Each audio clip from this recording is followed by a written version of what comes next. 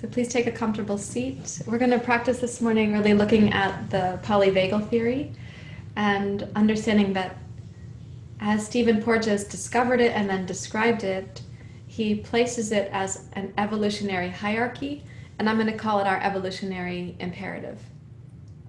Like we get to make a choice here. It's an imperative for us to see to the evolution individually, what our evolution needs, like I can become more self-aware, but also to see to how can we support our communities to be evolving. And there are snags in the process that we want to know about, that we can participate in moving it forward, rather than finding ourselves getting stuck in either the dorsal vagal or reactive in the sympathetic. So let's sit for a few moments of quiet together, please. You can take the seat that is comfortably yours, the seat that lets you settle in for your practice.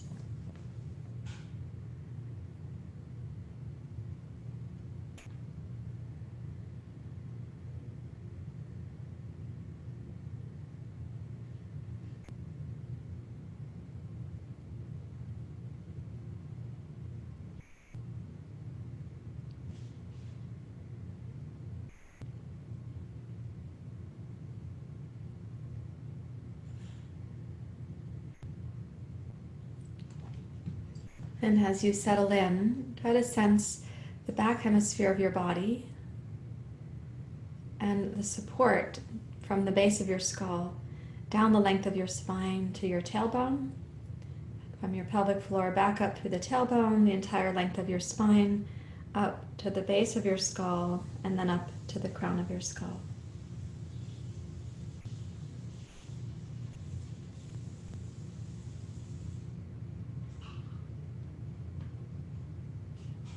And you can just let your mind kind of trace that pathway, this innervation pathway, the central nervous system.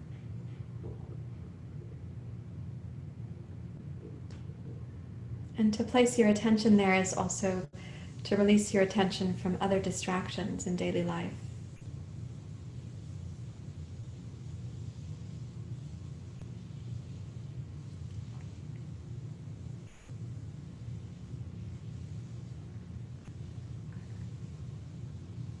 And you can imagine your breath moving on this pathway. So you're imagining, you don't have lungs, of course, at the top of your head. You don't have lungs at the base of your skull, but you can let the mind and the breath kind of trace this pattern together.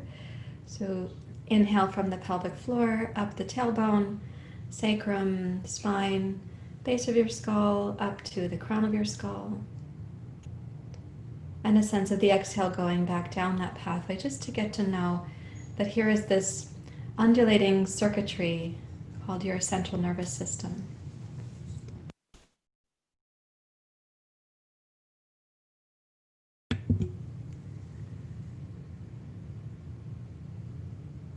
You can try to imagine your body's actually built around this nervous system. We're also built around the tube of the digestive tract. And if you have gone to the museum piece, the demonstration piece called Body Worlds, one of their presentations was the nervous system itself in its own presentation. You saw the nerve pathways. We're structured around this, and we are also structured around the tube of the digestive system. And that tube begins at the mouth and goes down out the exit pathway at the bottom.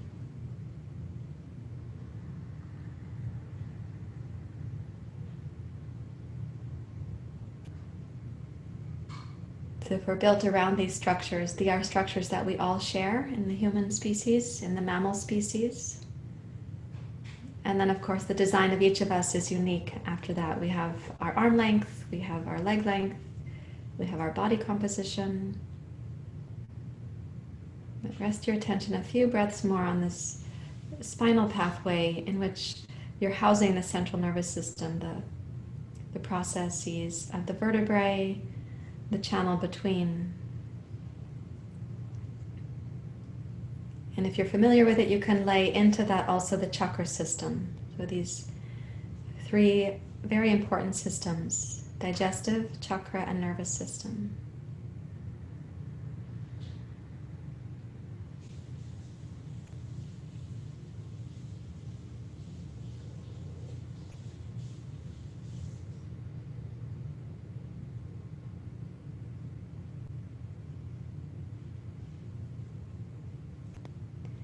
And please bring your hands together at your heart. We'll chant together to begin practice, and then we'll have some pranayama. So we'll do the Gayatri Mantra. Let's begin. Om Bhurva Suvah Tat Savitor Varenyam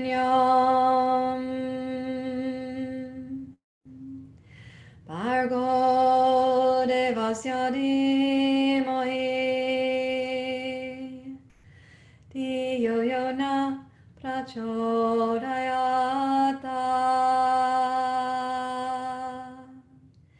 Om Bhurva Suvah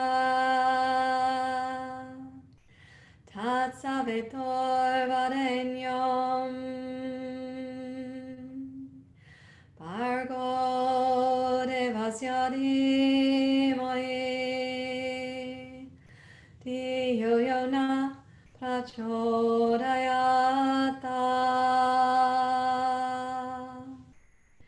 Om Bhurva Suvah Tat Savitor Varenyam Bhargo Devasya Dhimahi Dhiyo Yo Na Prachodayata.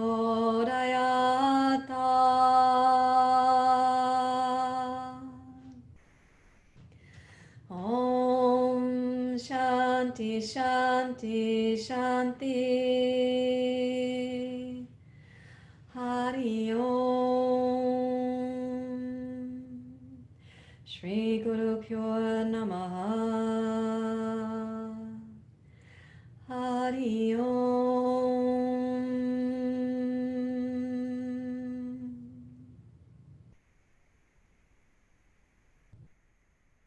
With your exhale, you may bow your head to your heart. And release your hands. Please open your eyes. Hi to Jill's dog. Thanks for coming for the chanting and the yoga class. Of course, your dog's head is quite large, but even larger on Zoom.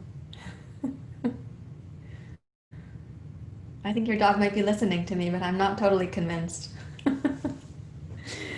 Okay, we're going to come to the floor, and we'll be working on a process starting with the sacrum. And let me just check and see if I have, if Susie's here today. I don't know. Okay, so I'll do my own. Let's see if I can do it. So please come onto your back on the floor with your 2 blocks within reach. And if you do have a foam roller or 2 blankets, you can have those within reach for a few moments as well. We'll start with the 2 blocks because I know that most of you have that in position. And let me get my microphone, please, and my water glass. So when you lie down, we will not use the blocks on the unstable setting that we were just discussing before class with Pat. Now that I know some of you have the skinny blocks, the narrow blocks. But I would like you to lie down and take the 2 blocks on the flat setting and place them under the sacrum in this triangle pattern. So when you place your hips and you pick up your knees, you should feel like the blocks are supporting the edges of the sacrum, like that. Okay, when you get that set, then float your knees up towards the ceiling.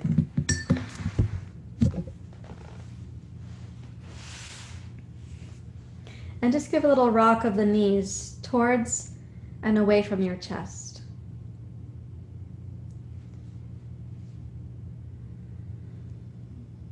Without using your hands. And this can be a small gesture, it doesn't have to be huge, or it can be a little bit larger gesture but smooth. I'm going to ask you to exhale as your knees are coming in towards your chest. Gentle inhale as your knees go up towards the ceiling.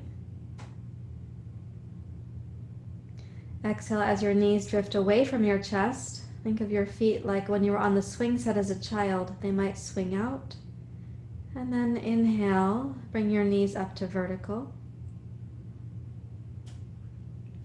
And exhale, knees towards your chest. You may close your eyes if you like and continue. Inhale, knees up towards the ceiling. Exhale, knees away from your chest. This is not the longest possible breath cycle that you're doing. Exhale, then inhale, knees up to vertical. And exhale, knees towards your chest. So let the breath and the rhythm be something that you find sort of comforting, nourishing, neither too fast nor too slow for yourself.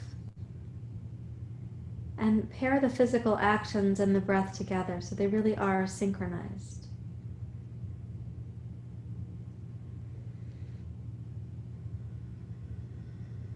You may notice the sensations, of course, along the sides of your sacrum. And you may find that as you're practicing, your body is inclined to have a little bit more range of motion, the distance that your knees are traveling. Or you may find that this morning your body is asking you to keep that range relatively small and simple.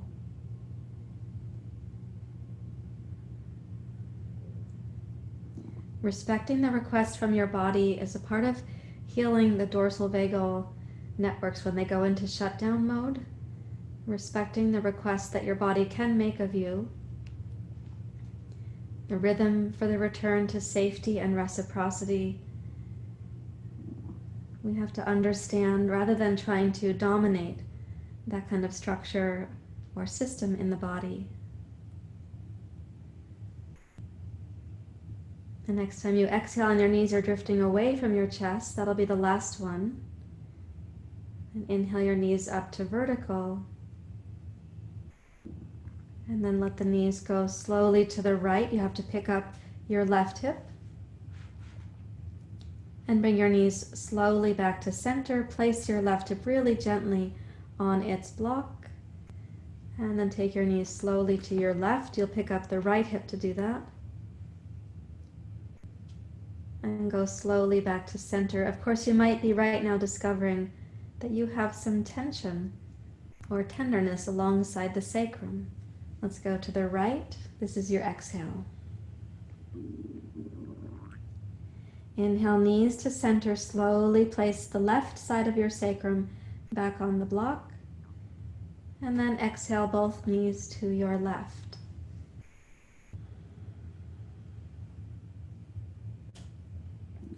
And inhale, return that to center. We're going to continue a few times more. It is okay again to have your eyes closed and your attention down in the pelvis. Think of the dorsal vagal reflex in you is when you become your smallest, the smallest version of yourself, the most still. Not in the sense of equanimity stillness, but in the sense of frozen, when we become very small, very still, like frozen. Our dorsal vagal reflex also causes us to feel that we couldn't act and that we may not be able to speak. As you're going side to side here, try to imagine that you're actually nourishing the base of your pelvis, your sacrum, your breath, and setting up an internal space in the pelvis that can feel like safety, like homecoming. Coming back home to the body doesn't always feel like safety. That's worth mentioning. But coming back home to the rhythm that you are making with your body right now on your own behalf, when you have this kind leadership within your awareness, that can be translated as safety. Coming back with a coercive attitude will not feel safe to the body. We're going to do this a couple times more, but I'm going to ask you to bring your knees now closer to your chest so that when your knees go to the right, your knees are coming towards your right elbow. When your knees come to center, they're kind of crossing over your sternum, your heart, or your solar plexus. When your knees go to the left, they're going towards your left elbow. And do this a few times more, please. And think of even how you're moving right now, the rhythm, the attention, the synchronizing. You're creating an internal atmosphere for a kind of safe homecoming back to your body.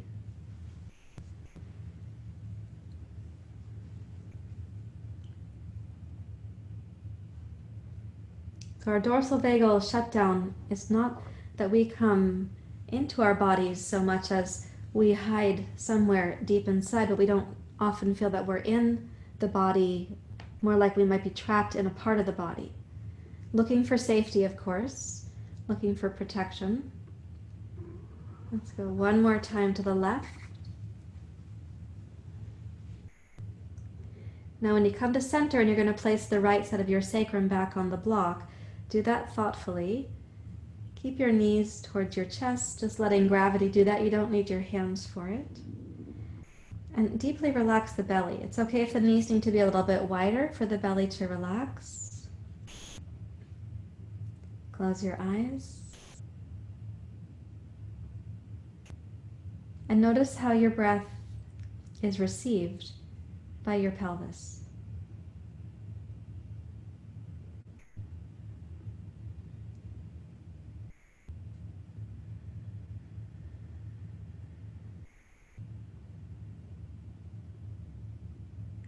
And keeping your right knee in close, lengthen your left leg straight out from your hip, slowly, only so far as your left leg can go without pulling on your right knee.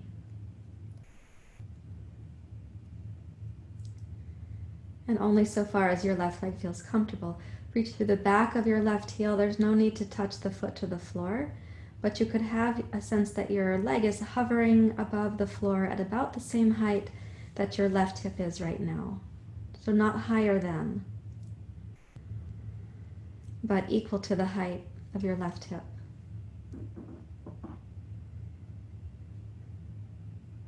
And exhale and gently bring your left knee back towards your chest. Hopefully the right knee is where you left it, and the two knees, they meet up where the right knee was when you started that. Okay, now you're going to keep the left knee stable. If you're not sure, place your fingertips on your left knee so it won't be tugged away from your chest as you lengthen your right leg straight out. Reach to the back of your right heel. And the right leg can have this kind of hover just above the floor. So this is the act of breathing into the pelvis, stabilizing in your center, your home, but also the act of reaching with your right heel.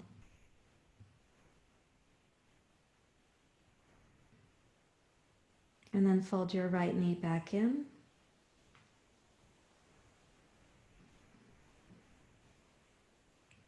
And gently place the toes of both feet on the floor. And then your heels. And completely relax across the abdomen to see now how does your body receive the breath. How does the pelvis welcome your inhale?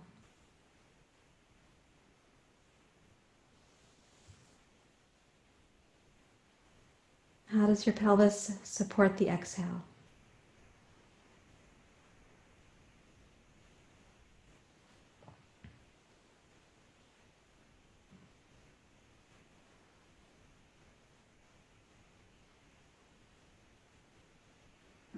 Now cross your right ankle over your left knee. Press your right knee open so you get a gentle stretch across the right hip flexors. And I will ask you now to start breathing a little bit more deliberately. So let's do the Ujjayi breath. Balance your inhale with your exhale. And breathe into the first third of the torso. So you're really going to focus your breath in your pelvis.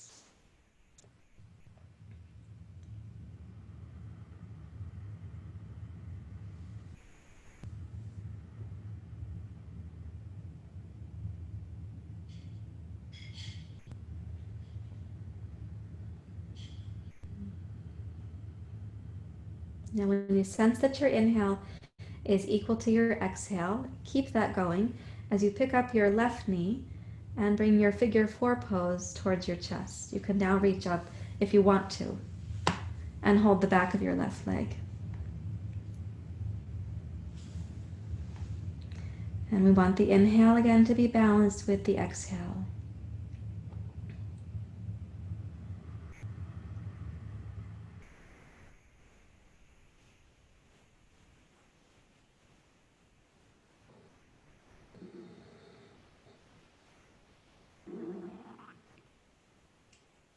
So your ability and your willingness to try to balance your inhale with your exhale. This is also how we re-establish rhythm. And a dorsal vagal reaction to life is actually, it's a breach of rhythm between us and nature, and us and others. We don't intend this breach. I'm not saying that there's any intention in it. It's a neurological reflex. When we feel overwhelmed at a certain level, the body goes to a dorsal vagal shutdown. So when you're reestablishing the breath, you're coming in with this kindness, awareness, presence to nourish the system where dorsal vagal can feel safe enough for our return back to our ventral vagal state. So please keep your inhale balanced with your exhale. Knowing that only you can set the rhythm for yourself.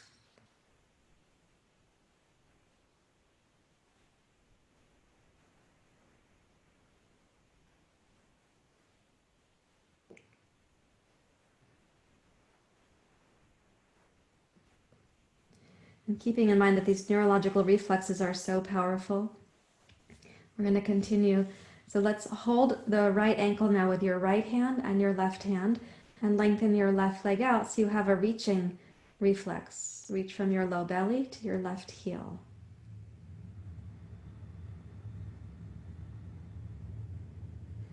And as you keep the right shin up, of course, I know for some of you, you're getting an arm workout. This is how yogis strengthen their biceps. They hold their ankles up to the chest in pigeon pose. This is reclined pigeon pose.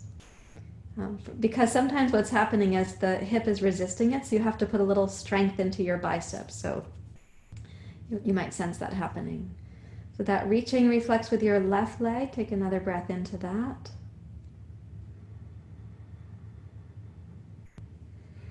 And then float your left knee back up to join your right ankle. And when you're ready to place your left foot, first the toes, then your heel to the floor, and then your right foot as well. Now cross your left ankle over your right knee and press your left knee open using just your hip muscles. And those are your outer hip and posterior hip muscles that do that. Lengthen your left thigh like a telescope. And stay with the balance of your inhale and your exhale.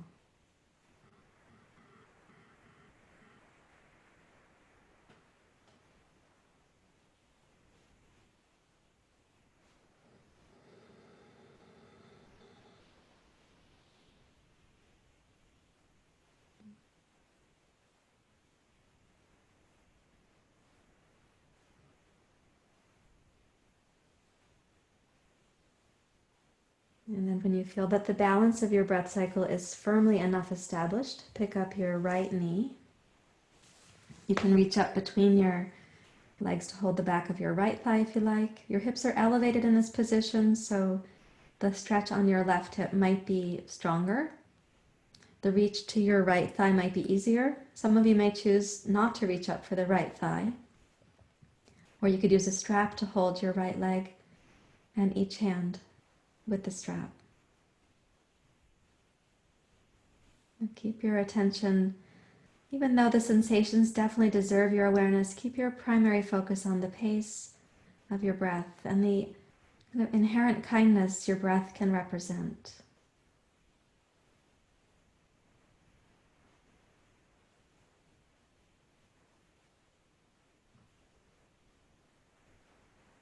This inner kindness that really stems from the wisest, most loving part of you.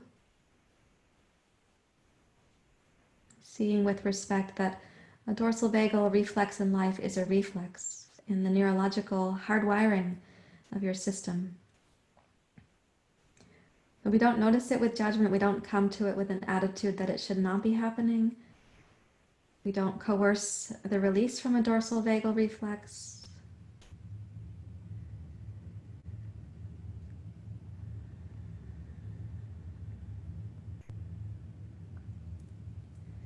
Now holding your left ankle with both hands, notice what the reaching reflex will feel like with your right leg as you stretch out through the back of your right heel.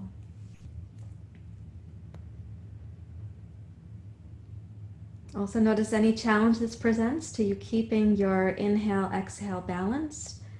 And do your best. Listen to the sound of your own breath in the inner ear for any hint that it starts to become coercive or manipulative or somehow demanding. And try to release the sense of demand or coercion and come rather with a benevolence, kindness, compassion.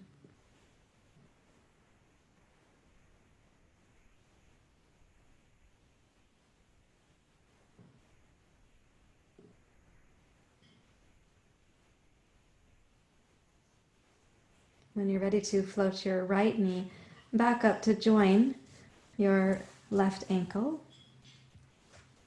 And then touch your right toes thoughtfully down, right heel, left toes, left heel.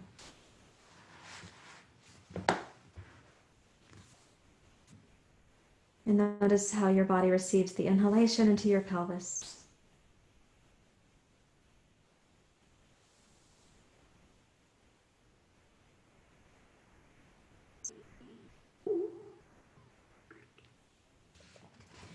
And then we're going to pick up the hips, put the 2 blocks aside, and come down just to rest on the back of your sacrum.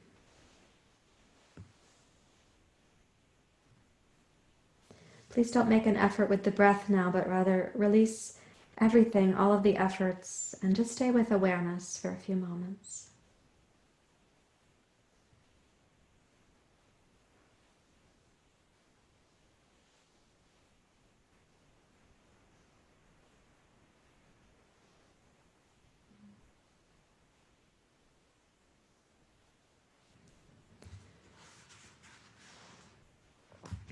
And now I'm going to ask you to roll to your side, come up to sitting, and if you're someone who owns a foam roller and you have that, you're going to be using your foam roller.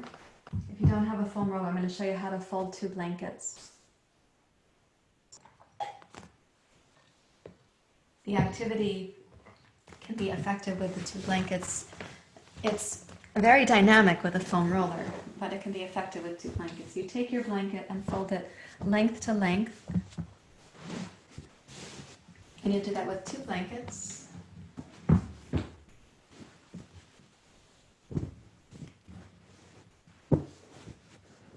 Like this. And then you would lay this down horizontally on your yoga mat. Okay. Now if you have a foam roller, and I have the black foam roller, the Darth Vader foam roller is what I like to call it, this would be down your mat lengthwise. Okay, so either your foam roller or your 2 blankets, and because some of you don't have foam rollers, I will show you on the 2 blankets, so it's equivalent to what you're doing. But for those of you who love your foam roller, here you go. So we're going to be putting the outer right hip on the blankets or on the roller. So like this, you actually can lie down and bring the knees up initially here so that they're resting on the blanket with you or on the roller with you. So what we're going to be doing is bringing the knees up. We'll take the knees forward. We'll take the knees out. And there's a little massage that's going to happen for your right outer hip on the blankets or the rollers. So place your left hand fingertips and curl the knees up, if possible, towards your left elbow. And then take your knees out. And right here, as the knees start to lengthen from your hips, roll a tiny bit forward onto the front of your right hip. And then roll over your trochanter and pull your knees up towards your elbow. Yeah. I feel like I'm teaching an exercise class that I used to watch when I was a child before school on TV. I just had that memory. We are doing exercise, but it's not, when I was watching it as a child, it was because I thought there was something wrong with my body and I should figure that out before I went to school every day. But here what we're doing is this movement, you will feel it massaging the right outer hip, maybe right there, the hip flexors. And we're also using abdominal tone, abdominal strength.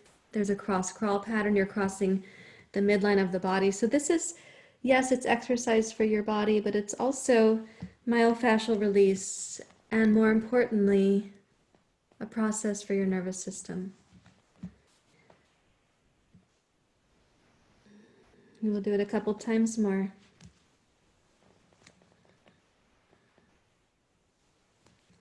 Yep. Thank you for smiling, for those of you who are.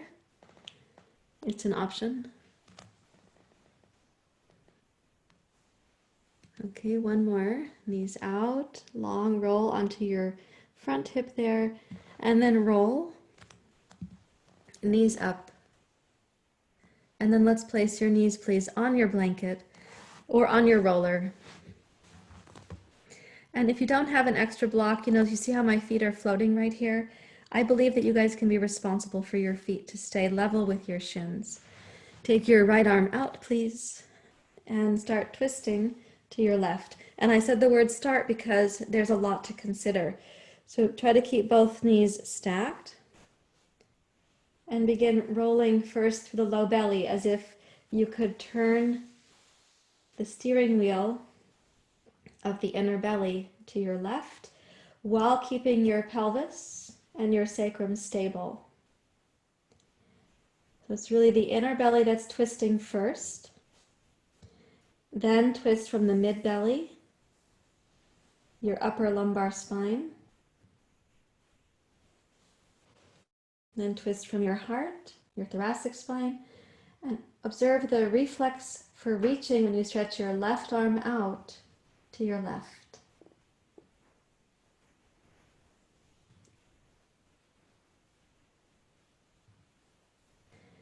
This reaching reflex is something that we talk about in interpersonal neurobiology and polyvagal theory. It's not to be underestimated how much it takes, the courage it is to reach.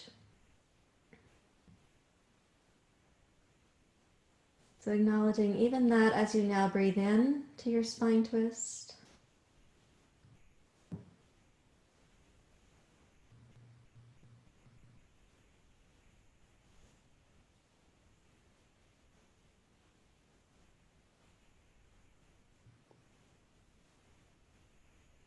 And then when you exhale, start rolling your left arm back in. So you're going to come back to resting on your side. A little bit like the fetal position. And then we're going to change sides. So because I want to be able to see you, I'm going to change my position entirely. But for you, you can roll onto your back. So you're on the other side, roll over to your left outer hip. And start with both knees on your blanket so that you know where you are and where you're going to return to when you do the spine twist. Place your right fingertips on the floor so you have support right here.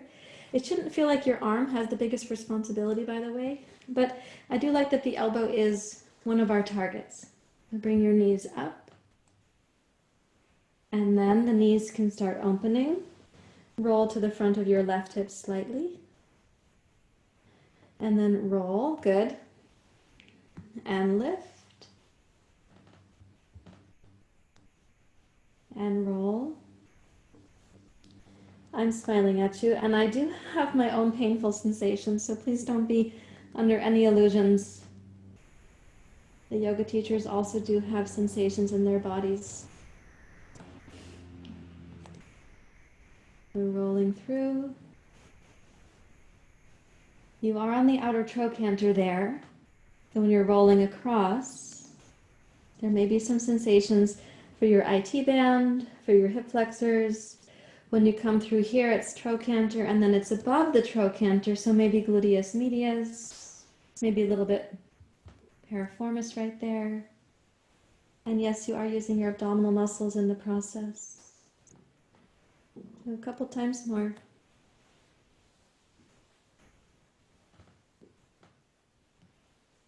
Thank you for your efforts and your efforts to do it smoothly and gracefully with the absence of coercion, the absence of demand.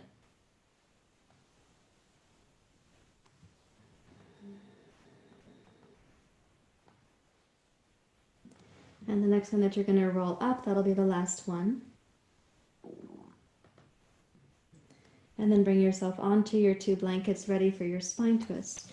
And if the blankets need adjusting, you of course can do so. Take the left arm out. so that you have your knees stacked and your left arm is ready. We're going to keep the knees together and then start the process of twisting to your right. And please think of the word start as a purposeful word in the sentence. I do want you to keep the knees steady. Turn from your inner belly while keeping the pelvis stable. So picture like the contents of the inner belly. They are supporting the twist.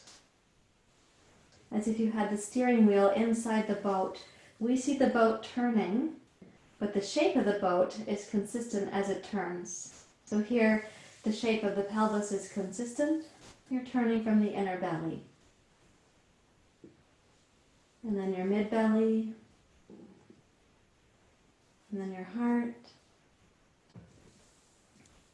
And as you reach out through your right arm, acknowledge the reflex of reaching.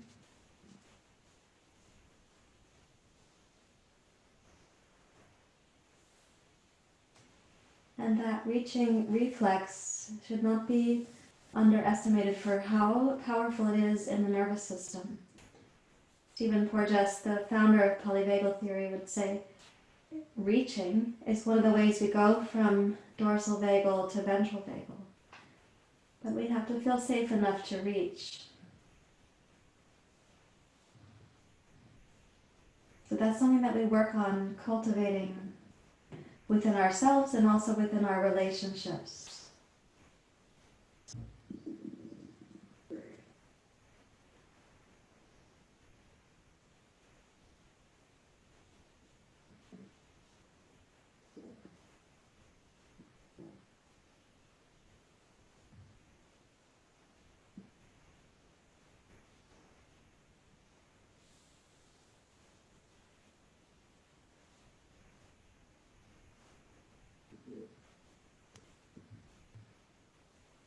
Let's inhale one more time. Notice the reaching reflex of your right arm. And then when you bring your right arm back, you can think of this like a return almost towards the fetal position, and notice the different tone of the body when you get here. Different compared to the twist when it's open. And then please roll onto your back with your roller or your two blankets under your hips. And let the knees drop towards the chest. Very similar to when we had the two blocks under the pelvis, that this dropping in would feel kind of like that.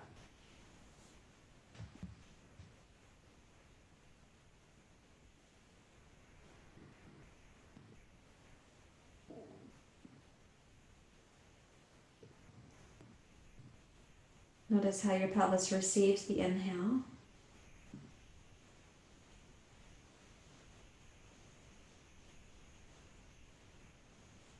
And we're going to transition to working with the neck for a few moments while we're here. So what I'd like you to do is this. Take the toes slowly back to the floor. Touch both heels down. Make sure your pelvis feels really stable on the blankets or the roller. And I just cleared my shirt from the skin of my upper shoulders and neck because I want us to be able to really sense that when you tuck the shoulder blades under, you can tuck them under and kind of pin them to the yoga mat for a moment so your neck actually feels longer. And then turn your head to your right as far as it comfortably goes. Notice the stretch on the left side of your neck. And place your right hand on your left temple. So you're encouraging the twist of the neck and the stretch of the side neck muscles to be a little bit deeper. It's an encouragement, not a demand.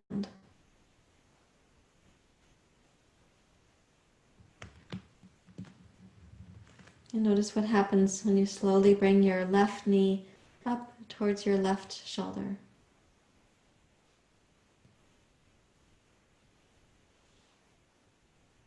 Keep the left shoulder blade tacked down to the floor.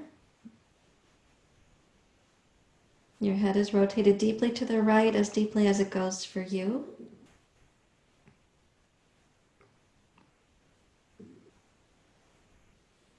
And notice what happens if you extend your left arm Overhead, keeping your left shoulder blade tacked down to the floor. Reach with your left arm, observing the reflex of reaching.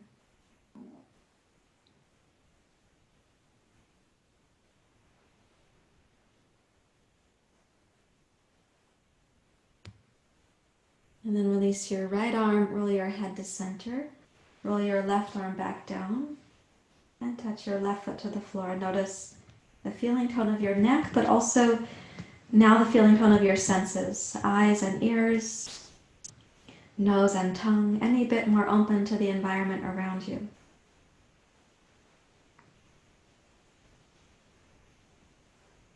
Now turn your head as far as it comfortably goes to your left and keep your right shoulder blade tacked down. Ideally, some of the skin of the upper shoulder blade is touching the floor because the yoga mat is a little bit sticky. And press the back of your left wrist can rest gently on your right temple.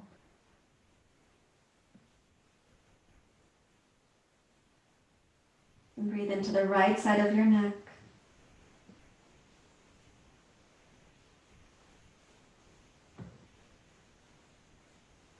Imagine any tension from your right earlobe down the right side of your neck out to your right shoulder. That tension gets to release. And slowly observe what happens as you bring your right knee up to your chest.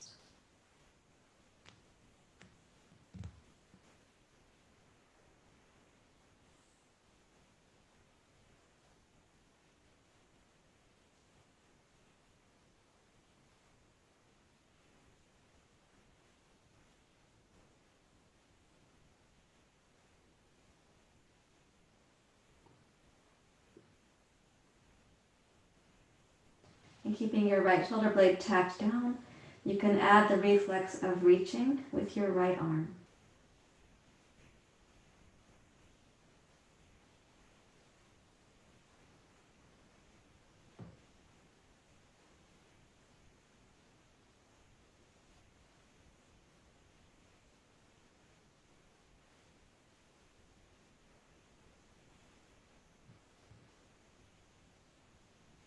And then roll your head to center, roll your right arm back down, touch your right foot to the floor.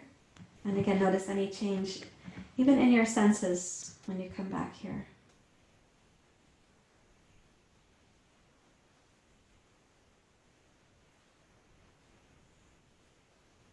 And then please roll to your side and come up to sitting. We're going to keep using the two blankets, and what I'm going to do is, I think I'll keep mine on this profile for you for now because it might make more sense to see it this way. Let me scoot these where you'll be able to see my toes. And I'll put this where you'll hear my voice. Okay, so what we're going to do now is put the knees up on the blankets or on the roller, and you can tuck the toes under if your toes are able to do that. I think most of you know, because I've said this, and including last week I said it again, I have very stiff toes. So when I say, in case your toes can tuck under, when I see your toes tucking under, I think, wow, your toes are amazing. But mine don't tuck that well, so this is an incredible stretch, especially on my big toes. Okay, so you've got your heels and your hips possibly touching, and that's ideal, but I know that not all knees bend this deeply. We'll just stay with the stretch of the soles of the feet for a few moments. If the knees don't bend this deeply, it is okay to put another blanket between your hips and your heels, or even two blankets if you need to sit back on something like that. Now with the knees, they're going to be higher than your hands when you come over to table pose. So place your hands under your shoulders. So this is your table pose this morning. You can either have your toes remain under or you can point them. And let's inhale to cat pose, please. Notice that when your knees are higher than your hands, this cat pose might help to accentuate your low back and your mid back a little bit more. And exhale to cow pose. Lift your sitting bones, bring your heart forward. When possible, also bring your chin forward. Okay, let's inhale to cat. Start from the tailbone for the movement of the spine. Exhale to cow, also beginning from your tailbone.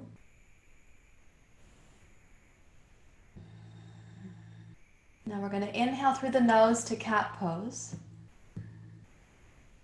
And we're going to exhale through the mouth for cow pose, making a sound like this.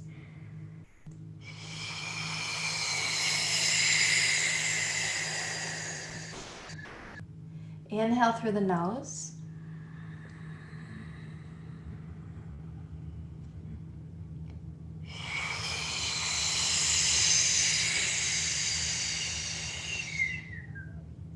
Inhale to cat. Cow pose.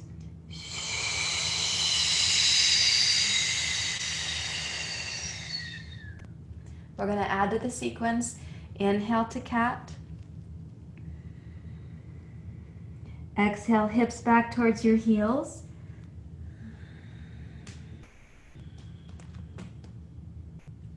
Inhale, roll forward to cat. Cow pose.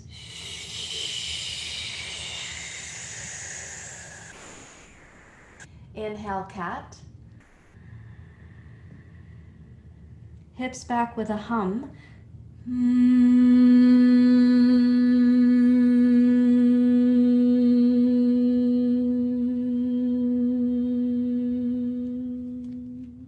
Inhale, cat pose.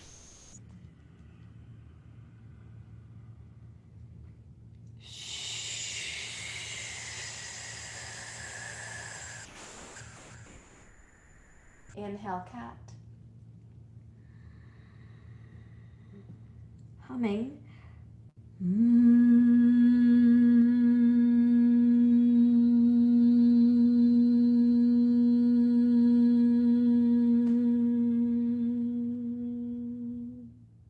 Last one. Inhale, cat.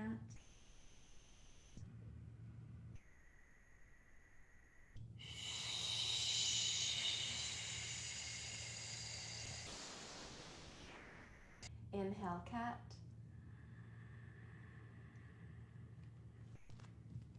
With a hum.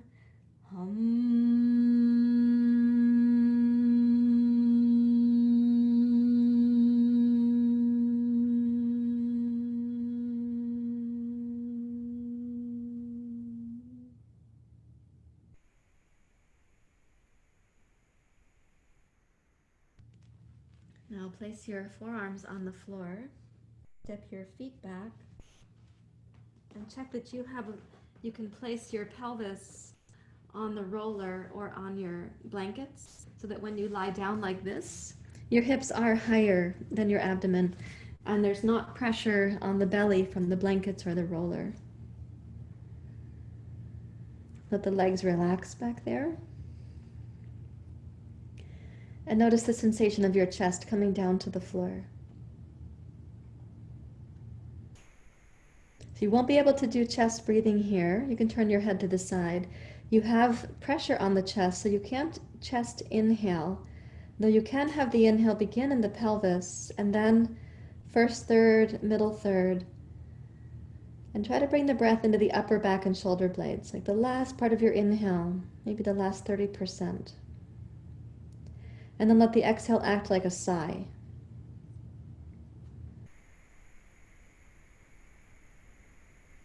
You will have to make the effort to bring the breath into the back of the heart and the shoulder blades. The sigh should feel like a release of effort.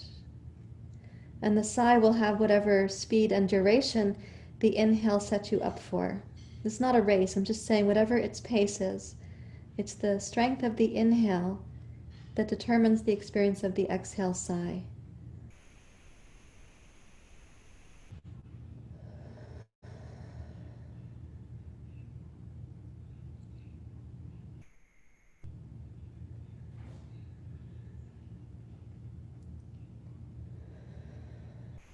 Okay, and then place your hands and your elbows on the floor like this. I know you're so happy about this. This is going to be plank pose on the elbows. Please tuck your toes under. Gaze down between your thumbs. Press into your elbows, tone your belly, and lift your hips and your thighs up off of your roller or your blankets. Notice the strength that is needed right here, the tone of the belly.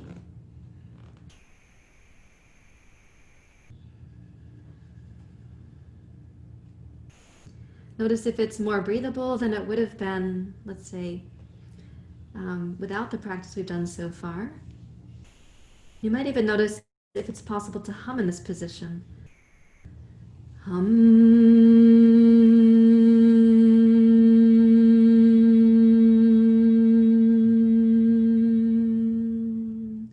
which would be a sign of some abdominal strength, yes, but more a sign that your body is able to be breathable and to start having the strength and the duration and the vocalization of hum. Now we'll touch the thighs back down to the two blankets. Place your hands under your shoulders. Lift your torso up a little bit like seal pose. Touch your knees down to the floor behind your blankets and reach backwards to child's pose where the blankets can support your head.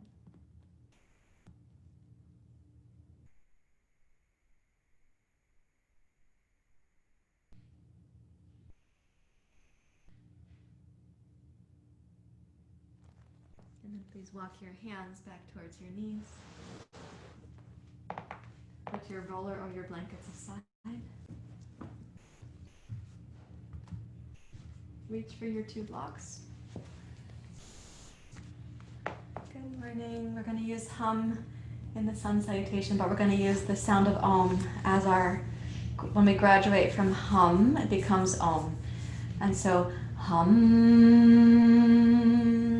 on that hum, the H, hum, the U and the M. The U sound makes the upper palate go up and the back of the throat hum vibrates because the M sound, the lips go inside the teeth.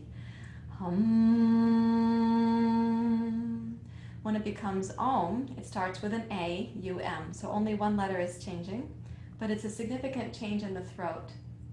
And it goes like this. Om.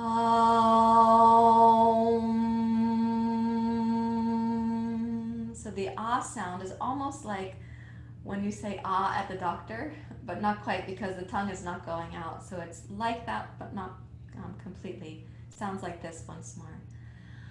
Om.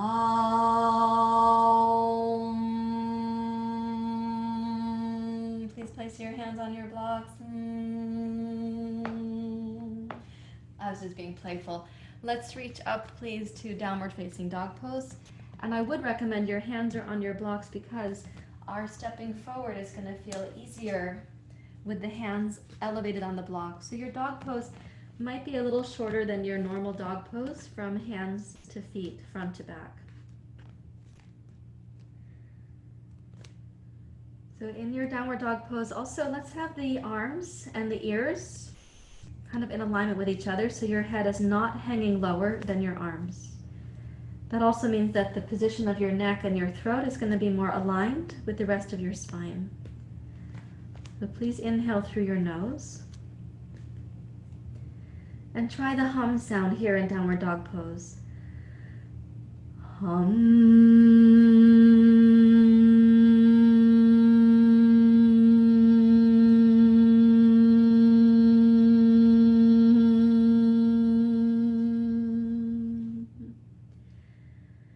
Notice the tone the belly gets during the M part of that, especially towards the end of the vibration. And then exhale, step your right foot forward. Touch your left knee down. Press into your fingertips. Make a cat pose spine with your spine, even though you're in Anjaneyasana.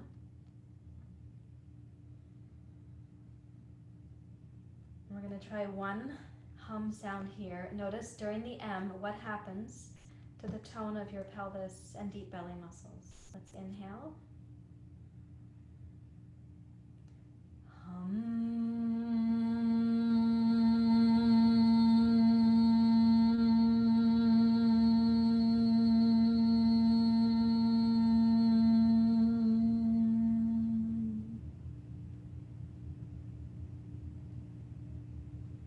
And then exhale, place your hands, step backwards with your right foot to meet your left. And inhale to downward facing dog. Okay, step your left foot forward between your hands. Come onto your fingertips. Press down, though you're in Anjaneyasana, and yes, your hip flexors are part of my intention here, your right hip flexors. Press into a cat pose spine. Inhale through the nose.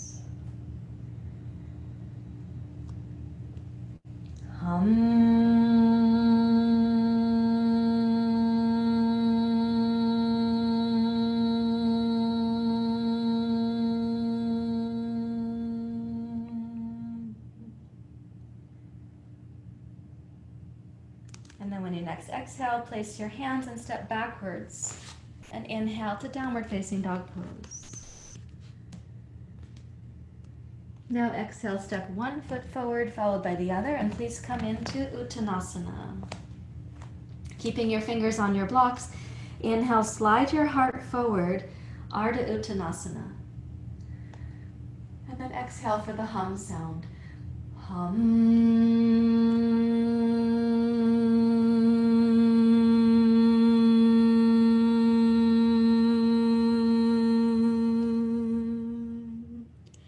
Inhale, Ardha Uttanasana. Come up to your fingertips. And now try the Om sound.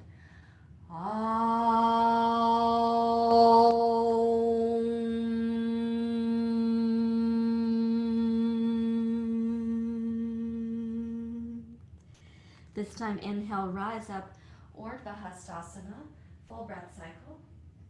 And we're going to go to Uttanasana with the Om.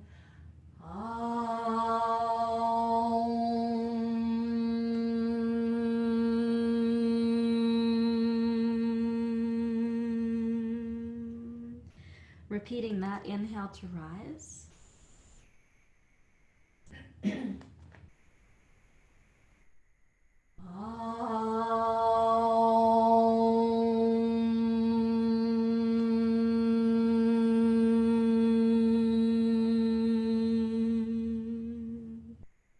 Once more.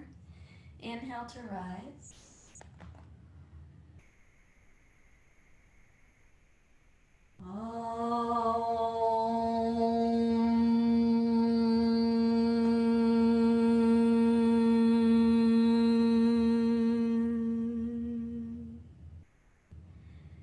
Now inhale to rise. We're going to be staying up. Exhale your hands to your heart. And then let yourself stand really still and just notice this is the first time that you're upright in this morning's class.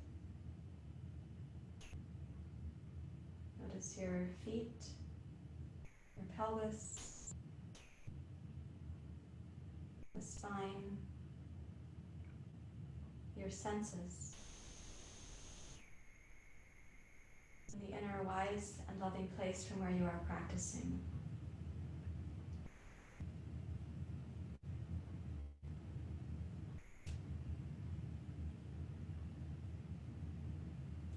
Take it to the sun salutation. I need to adjust my camera because I see it's not tall enough for my head.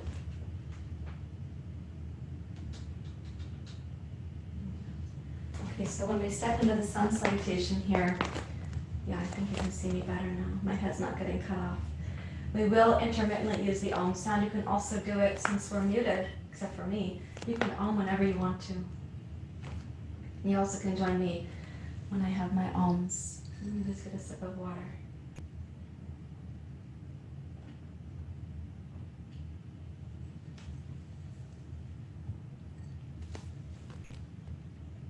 So, Gayatri Mantra.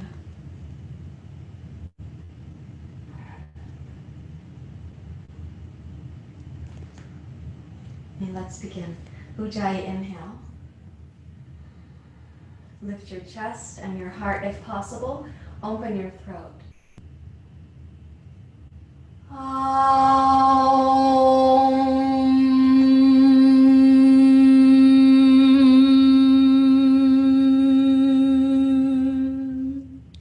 Inhale the heart forward. Left toes back.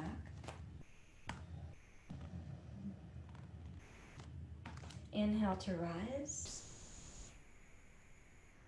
Open your throat if possible, if that's comfortable for you.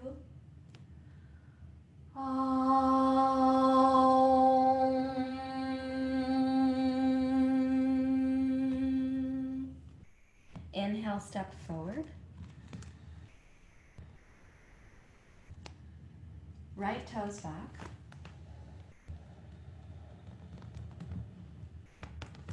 Inhale to rise.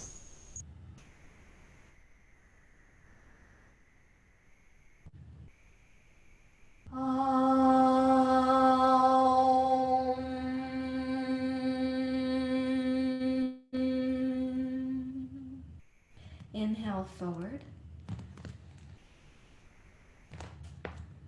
And bowing to the legs. A full exhale. Press into your blocks to tone the deep low belly. Inhale, rise up.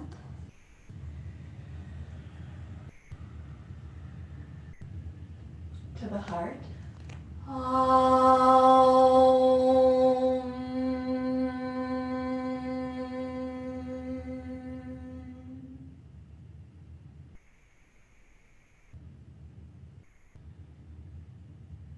Again, we'll include this time plank and table to seal to upward dog and so on. So inhale.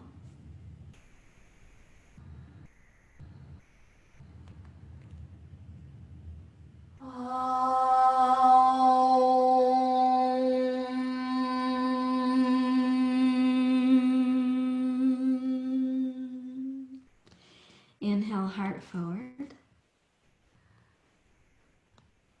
Left toes back.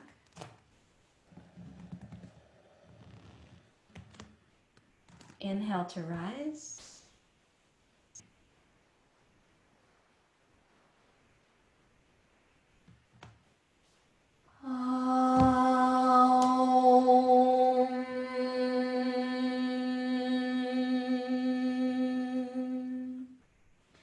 Backwards to dog pose, please.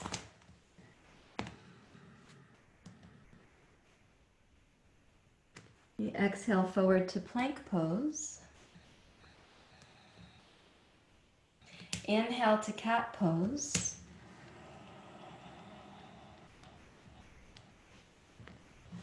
Exhale to cow pose.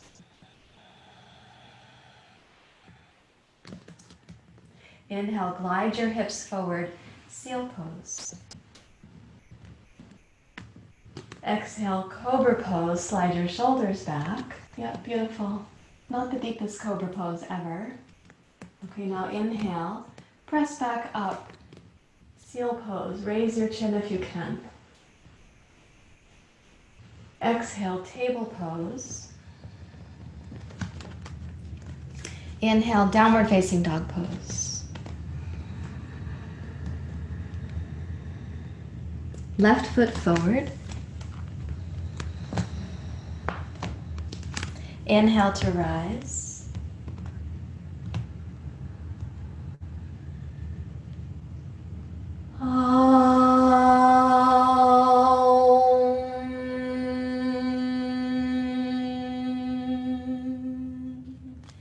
Inhale, downward dog pose.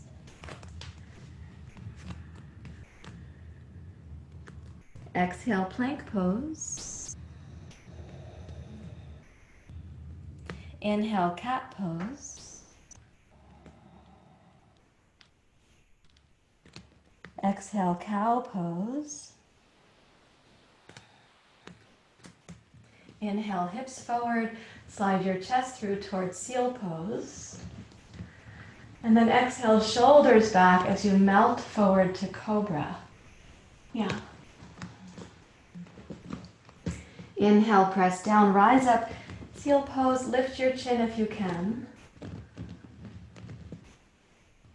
And then exhale, upward facing dog pose, which means press into your feet and also lift your knees. And think of the happiness of the dog in the morning to see you. And then exhale, plank pose. Inhale, downward facing dog pose. And exhale, 1 foot forward, 2nd foot forward, Uttanasana. Inhale to rise. One more Om coming. We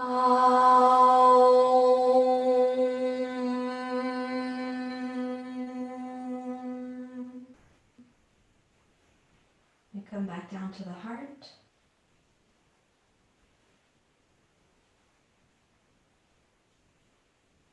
As you stand still, even with the eyes closed, imagine all others practicing with you right now.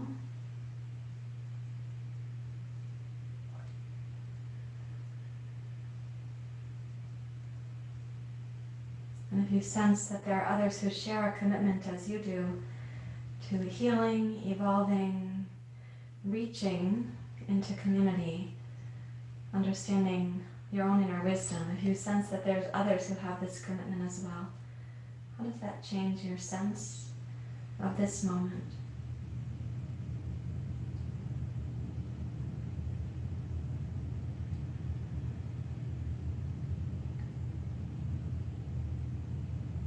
And release both hands, please. And I'm going to ask you to either use your bolster or your 2 blankets, or for those of you who have only a roller, you can try this. What you'll need is to elevate your bolster with a blanket block like this, or if you don't have a bolster but you have the 2 blankets, you elevate the 2 blankets, making a kind of a guess at first as to where your head's going to end up there. And then I'd like you to, let me get my sandbag. I'd like you to lie down so that your hips are on the floor in front of your bolster or your blankets. And this is going to look like a little bit of a strange use of the sandbag. I guessed that my torso was shorter, I suppose. I misguessed it. So when you lie down, whether it's your bolster or your 2 blankets, I want your head to be elevated by the block. And your hips are on the floor. So let me make sure you can see that clearly. Here's the top of my sacrum. That's also the bottom of my blankets. Yeah. And the legs go out. And you're going to take the sandbag across the chest, like this. I'm sorry, my sandbag is almost the same color as my shirt, so it's hard for you to see where I put that. I do want it to be on your collarbones, but kind of just below them, so it should not feel like it's going to be falling towards the space above your collarbones, but it's like suppressing the sternum a little bit. Some of you will prefer to have your sandbag go this way, and that's of course totally fine. I just don't want a lot of pressure down on your abdomen. So if you prefer the sandbag like this, that is of course an option, or the sandbag like this. If you don't have a sandbag, you could use a blanket as like symbolically. Or that's where you'd put your cat. You know those cats that you have that are, they're so yogic, they can rest on the chest right now. And then please close your eyes. Take the feet a little bit wide, so maybe as wide as your yoga mat. Take the arms a little bit out with your palms face up. We're going to practice using an inhale that is deliberate, where you have the breath go from the low belly, mid, and upper to the heart. Consistent breath, not with interruptions. And as the inhale fills the chest a little bit like a parachute, I'm going to ask you to sigh. Very specifically, your first sigh is from the low belly, and then the heart gets to sigh. So I'll do that once where you can see it if you want to watch it, and then we could do it together. So here's my inhale.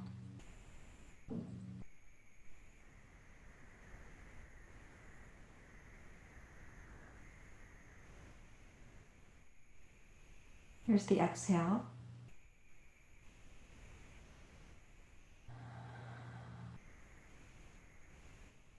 So my first sigh is about 30% of the exhale, and it's in the belly. And the second sigh is like, and neither of them are trying to be longer. It really is a sigh. So you're kind of having a letting go process. Let's try it about 4 times together, please.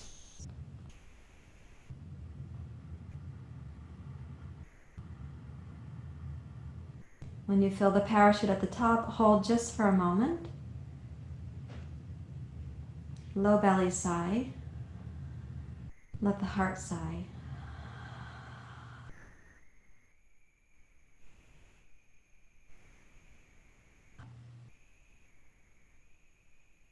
And then repeat that with your next inhale when your body feels ready to do so. Bring that breath up into the heart like a parachute and hold it just for a moment there. And lower belly sigh. Heart sigh.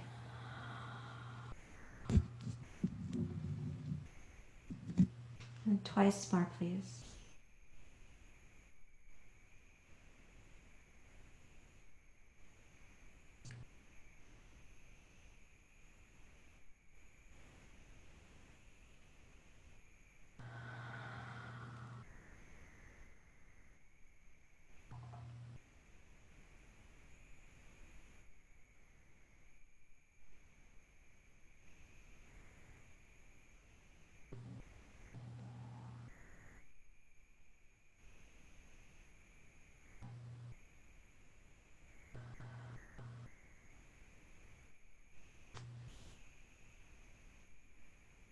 And now as you rest, you can keep, some people find it comforting to have some weight on the chest. You can keep that there.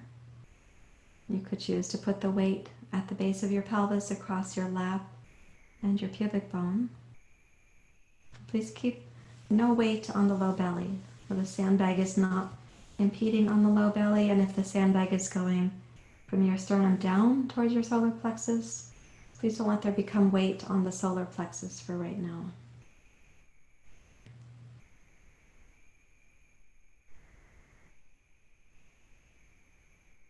And let yourself go inside for what we call refuge or shelter. Going in is not a retreat from the world around you and your duties. It is an act of renewing and resetting, so you join again in the duties that are yours to do.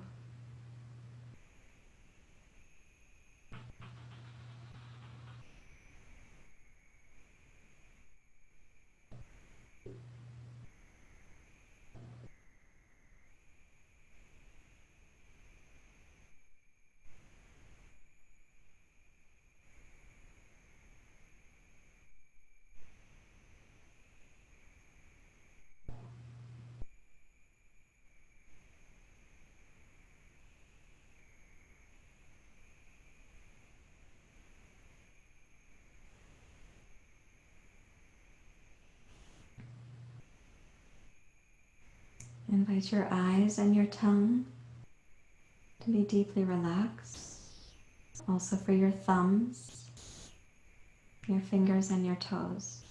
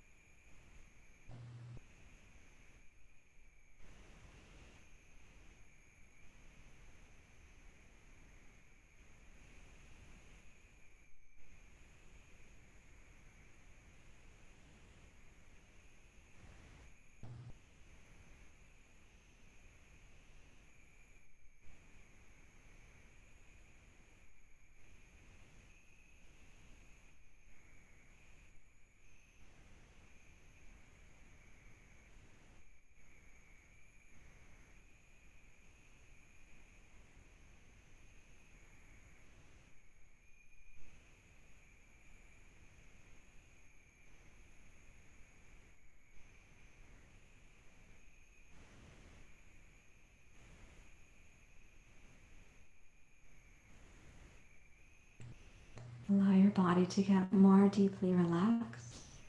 Really trusting the process that your inner wisdom knows how to bring you home.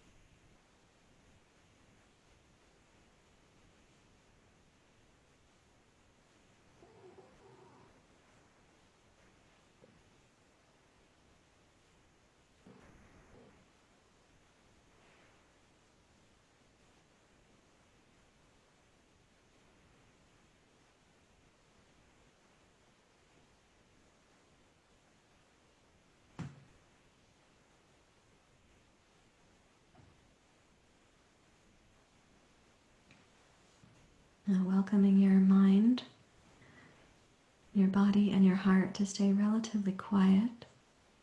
If you have a sandbag or a blanket on the heart, now is a good time to gently release that and to set it aside. Notice the feeling tone of the heart when the weight is released.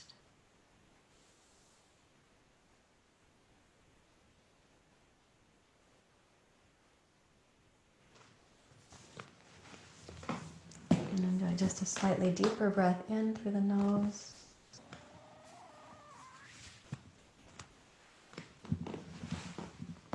You may lightly wiggle your fingers and your toes. And please bend your knees and roll to your right side.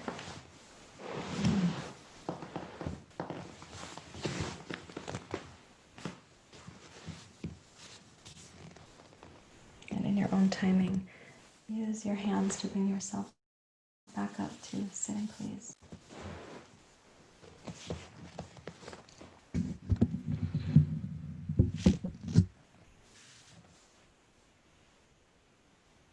And to come up to sit where you'll feel comfortable for a few moments.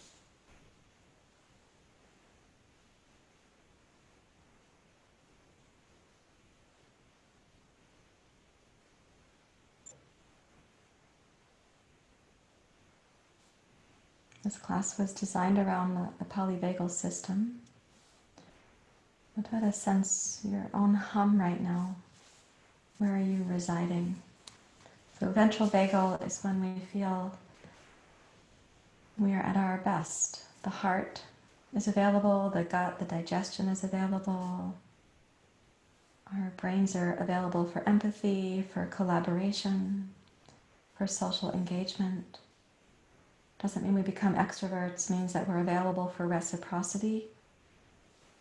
We're able to have a compassionate view. We're welcome, open to new information. That's your ventral vagal. Sympathetic is known as fight or flight, and dorsal vagal is a withdrawal, freeze, submit reaction. Then just notice where you find yourself right now.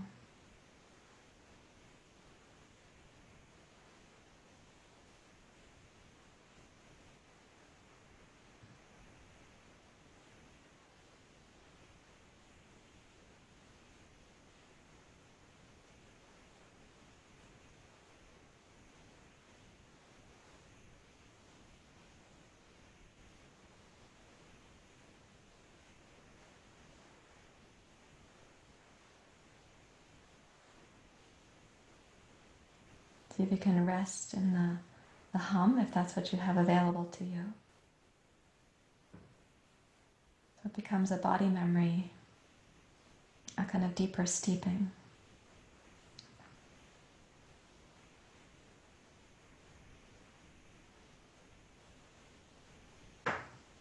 Om Bhurva Svaha Tat Savitor Varenyam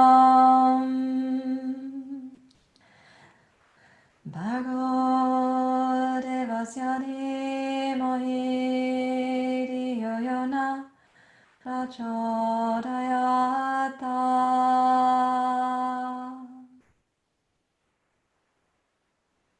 Om Shanti Shanti Shanti.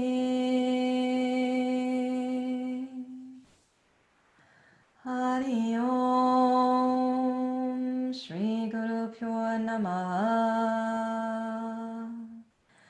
Hari Om.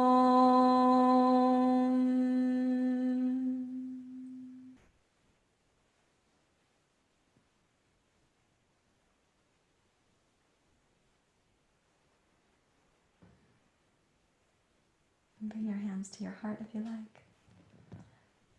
Thank you very much, everyone. Namaste.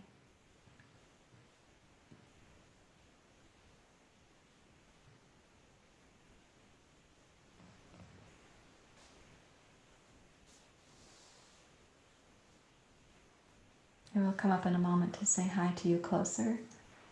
I'm just basking in your presence and your willingness right now.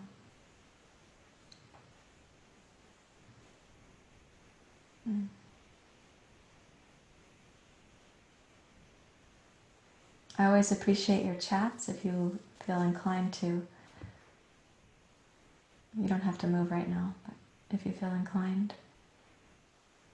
You're also welcome to just say how you are. You're welcome to unmute for a moment if you want to say, or you have a question. And again, no need to move or be drawn out of your refuge. I will come up closer to the camera so I can see you better. How wide is the roller? Say that again, please. How wide is your roller? Like the diameter of the roller? Oh, I don't know. I have to measure it. Okay, but I think it's too big. I think that the foam rollers generally are kind of a standard roundness, but I'm not sure. I can check mine. I don't have a ruler like Pat does, just within my reach, but I can check it for you. Okay. And then I'll let you guys know. Yeah.